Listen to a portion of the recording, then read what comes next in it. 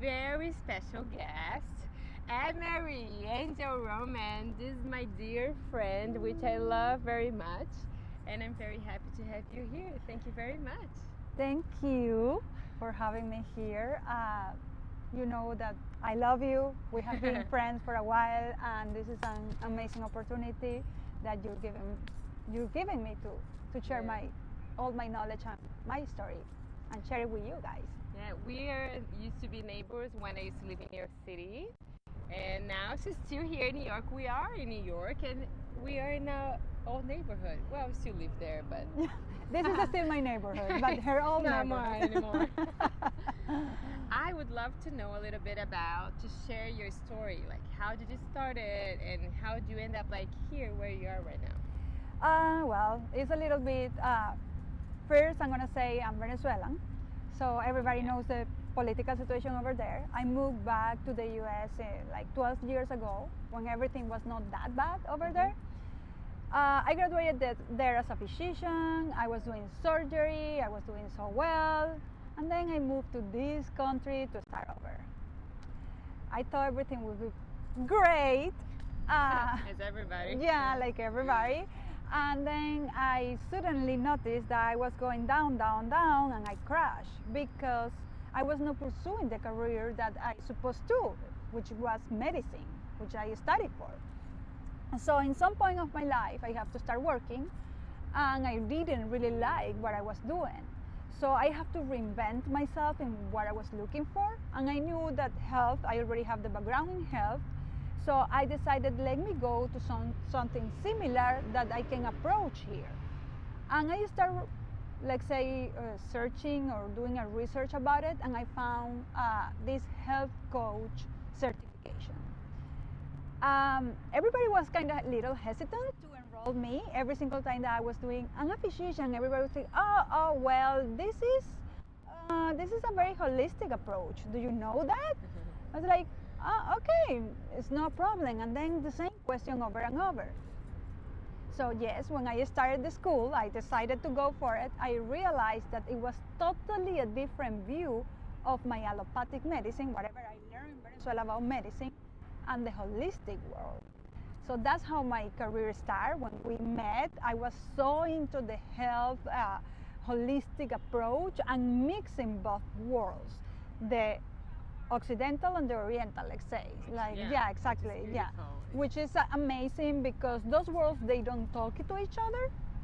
So, but there is so much that we can learn from both because there is so much knowledge to learn. And then I started nutrition. Do you remember those days? I do remember those days. Yeah, so I was changing all my lifestyle from food. Everything started with food, and then with changing inside and out, like going with the spirituality things. So we can go. That's how my life changed totally. So now I'm working in all of those stuff. And still working in the regular medicine, but at the same time working in the holistic world. Yeah, what I really admire about her is that, well, she came from a very different background, Venezuelan, which in the past was used to be beautiful and nice, and well, nowadays, as you know, it's very complicated politics-wise, and living-wise too, of course. Yeah. But what I really admire about her, like the courage to come to this country as a doctor, a physician, and then she came here. You can really work here as a doctor because you had to have a special license and everything. But the most important thing that she has both knowledges. You have the knowledge as the traditional medicine, and the holistic one. So I think it's just a beautiful match. We were talking the other day about how both of them are important because many times people have a really hard time connecting them. They say like, oh, this is bad and this is good and and really judging what it is. But if you know how to combine them and using your advantage, that everybody should be doing this because the holistic world approach you in a very preventive way and in a good way with nature. So, and the traditional more is more like the focus into symptoms when you already have that thing for you. So having that knowledge in the holistic, where you know that food is life, that when you know like all that you're living, stress situation, emotions, and all of that is part of health, and working from there, and then it can be a very beautiful prevention to get to the other point, which is symptoms. But if you're already, you're already there and you're showing up symptoms, the traditional medicine is there for you to help you as well. That's right. So it's just like those worlds are really, really important, and I think they should talk each other. I agree. And most physicians should be into this. Physicians, when I say physicians, traditional doctors, and also holistic, because they don't think that the holistic are very friendly to the traditional ones, and it's the other way too. Yeah, we know about the fighting that Yeah. happens and everything, but that's so beautiful, and I think the basic of everything is really awareness, right? Awareness. And how many times we are sick, but we think about something that we did yesterday or did the week before, and we don't think about it in long terms. And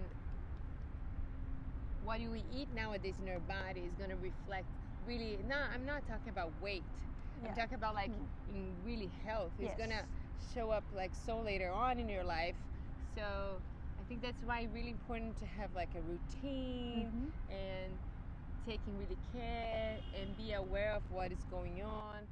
So would you be kind enough to share with us your daily routine that you do with you? Or do you suggest them to? Oh, you know, like absolutely, something that is- absolutely. I just want to add to that you bring that point, like we're not changing certain things. Like I just want to tell you guys, like just go and analyze yourself. Like what are you doing day by day that is against your own health? We usually, as a human beings and as a society, we have to think like, oh, that person, if a person gets suicidal immediately, we're like, oh, that's wrong. That person killed himself or herself, and it's bad. But we're not noticing that most of us, we're doing the same thing. It's just like in a small step to long term, when we don't take care about our health. Yeah. About our food, about what we put in our hair, in our skin, in all those stuff, because it's coming into the body. It's not made for deal with all the chemicals that we put in it. The thing is, like, we put in so little that we don't see immediate side effects, but when we put like by the years, that's when they appear. Yeah, and the awareness to that, right? That's the thing, because everybody is different. Every body and system works different, and we have different lives, so we should not do the same thing. Exactly, you know? exactly. But you have to know your body language. Like technically, she was telling me a few days ago that we went out for dinner. She said, "Spicy food give me allergies." And I was like, "Oh, I'm great with the spicy She food." loves it. It's nothing wrong about that. It's just like her body is totally different than my body. So it's just like I can do it. I digest it pretty well, and she doesn't. So that is something that you guys have to know about your body, and you have to pay attention. The body communicates all the time it with tells you. us all the It's time. all the time is talking to you, letting you know, please give me some rest. You're doing too much, or please give me more sleep, or please put me to work out, or please stop working out when you're so crazy working out. Or there are so many things. Sometimes it's asking you for greens, and sometimes it's asking you for animal protein. You have to hear your body. Yeah. So Your routine. my routine. Yeah. So I usually wake up. I have a very rush or very fast pace. She works in a hospital. What's the name of the hospital that you work? Mount Sinai. Mount Sinai is a very famous hospital in New York City, and she works in research. Yes, Here. I work in research, in oncology research. That's my 9 to 5. And after that, I do plenty of stuff. So it's usually right. a very rush Oh, so you have hour. friends here. Yeah, we have visitors. So it's a very fast pace. So the first thing that I do in the morning, there are some mornings that I try as much as I can to do at least a sun salutation. It's like yoga sun salutation at home. Ideally is to go to the gym, but let's be realistic, not always happen. So, That's my. yeah, she's always like, but Do we have to but be we walk exactly. a lot here Yeah, in exactly. And also, no, I do the sun salutation because Yeah. it's the only part of my flexibility. But I do a gratitude journal every morning, and I do meditation. How many pages of gratitude? It's up to Journal. you. You don't have to do many pages. You can like Just change day by day. just We have, change like, day by day. If you don't want to change it, don't change it. But it's gratitude is, for example, having Anelena here and having those beautiful birds. I don't know if you've but seen you this. have like a bunch of ducks here. around us. Exactly. So Not really ducks, but yeah. I So know. it's just part of the gratitude, or just having a blanket that just covered you the whole night and you were not cold. Just whatever it comes to your mind. So starting the day with a little bit of moving your body and also the gratitude is one of the biggest steps for health that we can do. yeah, it really, when I started doing gratitude, it really changed my emotional state. You know, Totally. it's almost like you start seeing the world in a different perspective, and the things that comes back to you, they're in a different perspective too. It's very enlightening. It's very enlightening, and the only way that you can change the world, you cannot change the external, but you can change the internal, so you can perception the world differently. So if you perception the world differently, you're helping your body and your health being where you're improving your wellness technically. So I meditate. I'm a big meditator. Yeah, So I meditate in the morning as much as I can. Even if I cannot do it at home, I do it in the subway. I don't mind. I just close my eyes and You're I don't good. mind. Yeah, I don't really mind. But I need to connect with myself. So those are my morning routines. Obviously, breakfast. I try.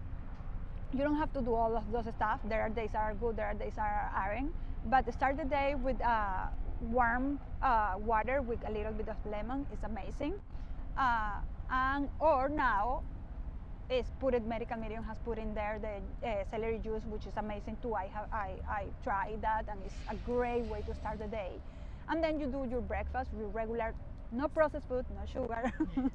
Trying to be as more natural as you can. Well, and one day I want to do for them the asparagus pancake. Oh, those are delicious. That's the best. I know it sounds weird, but it's so good. They're so good. It's her recipe, and oh my god, It's so amazing. good. It's so good. Yeah. So it depends on how your day. If you stay at home, you can do a good breakfast, trying to avoid sugar or processed food. But if not, just like try to go out and do the best. I do fruits a lot in the morning, or oatmeal, or depend on. Yeah. That's technically my mornings, and then during the day, running here, running there. I always look for the best option of eating. Going into green spears, and then, well, I'm now a vegetarian, so I'm not eating animal like per se, but I'm trying to go for the best option that is out there for me, the most healthy ones. So how is being this transition to you? It has been great. I have to hear my body. That's what I'm telling you guys. You have to hear your body. I wanted to do the transition for so many years, and I couldn't.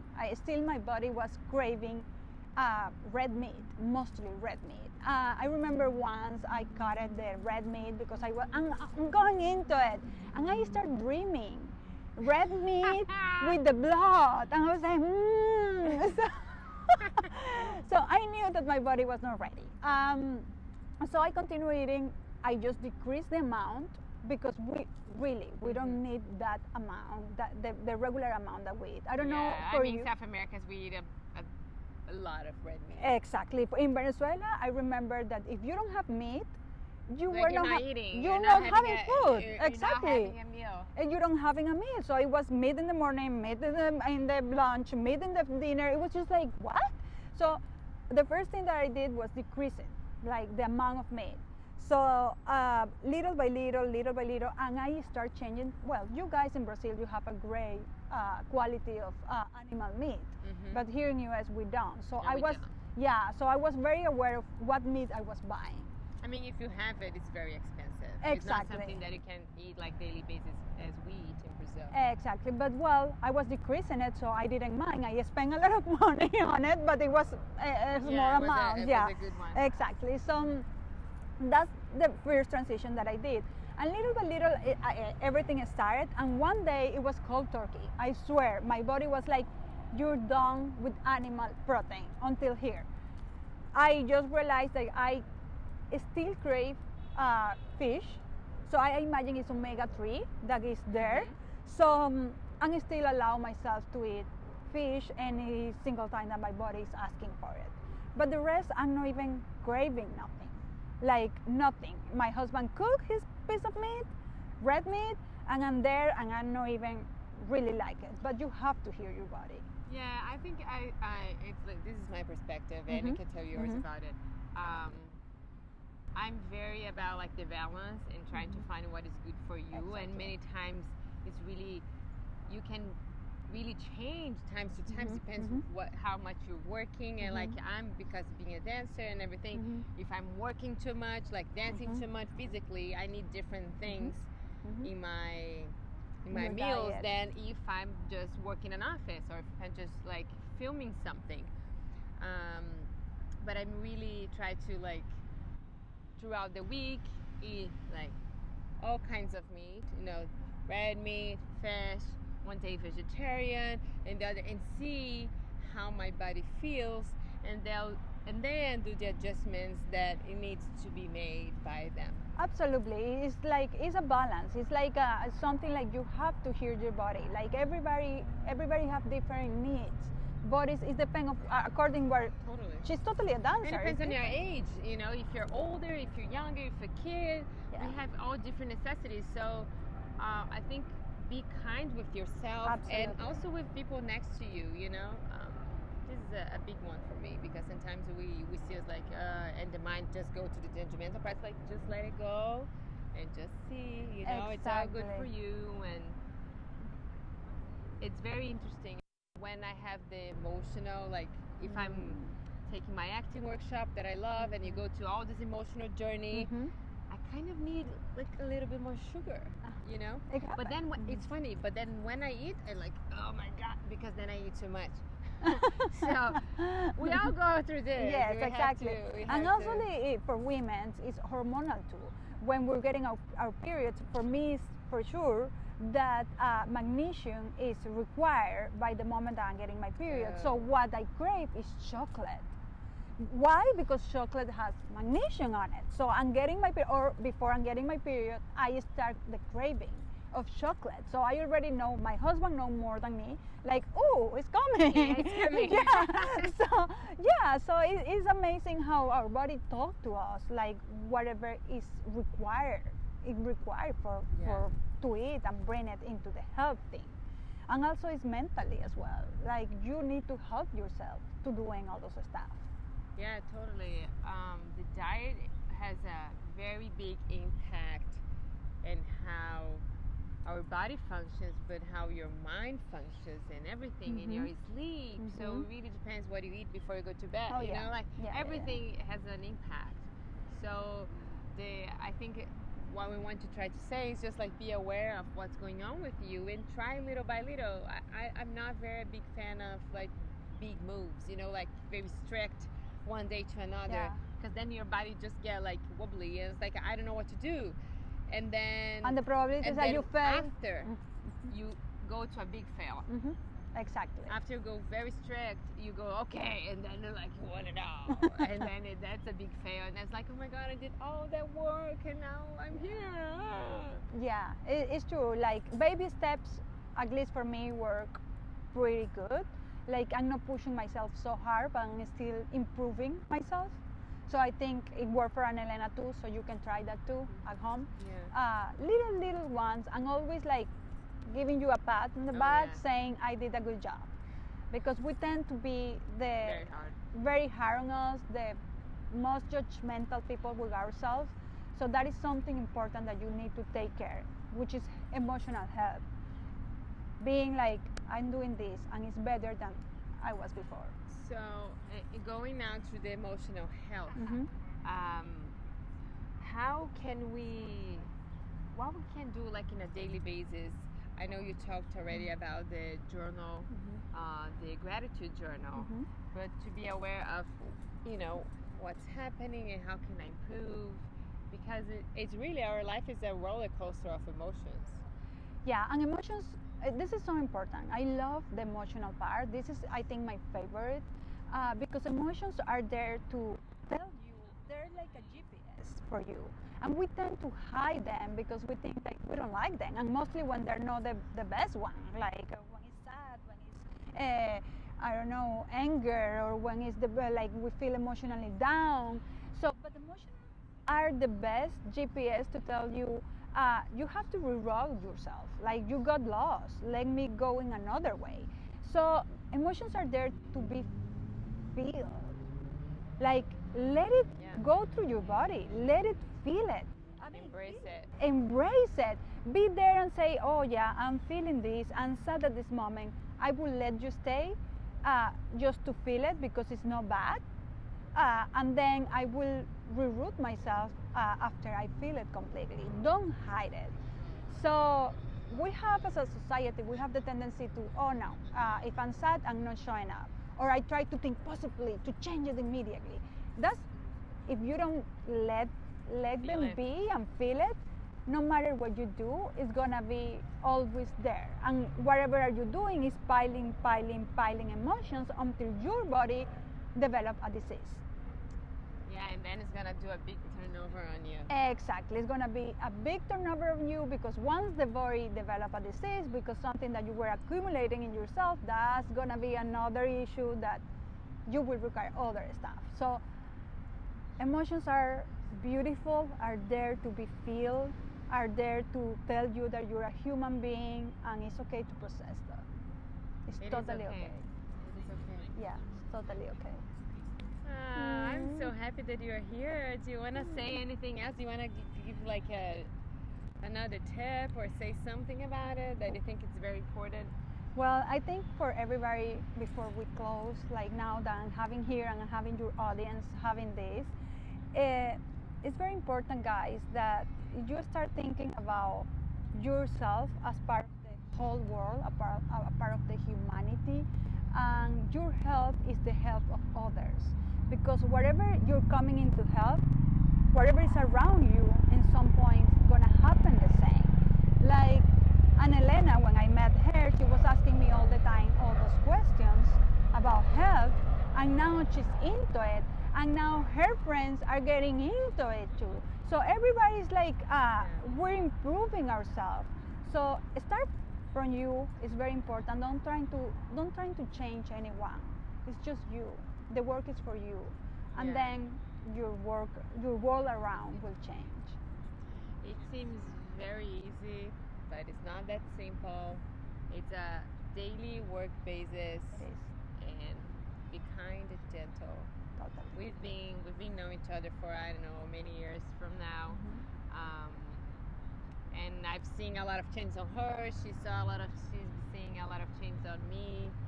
But it's so good to be in this path together. Maybe even now we're far, but we always see each other. We're always texting each other, you know, and checking in. Hey, everything's good, and but it's being kind. And this is a very kind woman, which I love. I love you too. So thank you so much for being here.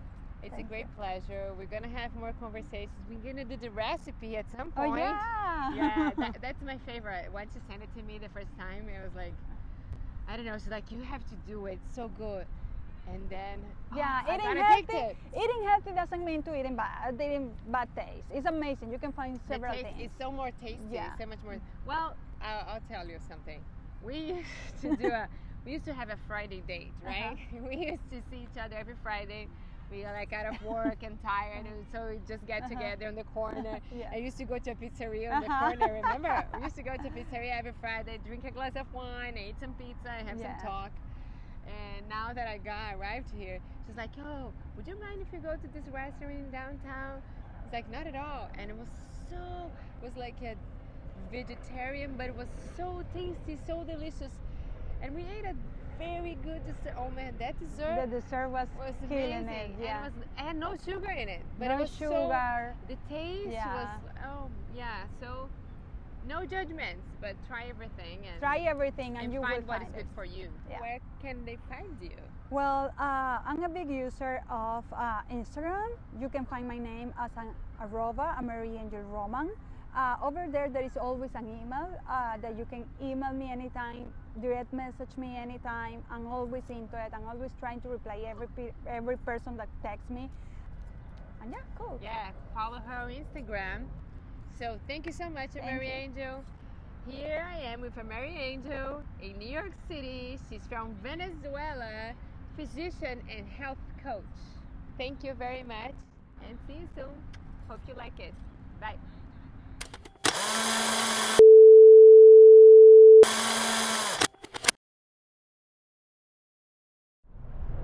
Here it is, our friends, while we were filming. And this is the Hudson River. This is the famous 360 from where we are, New York City, Midtown West Side. And we finished here. Have a good one.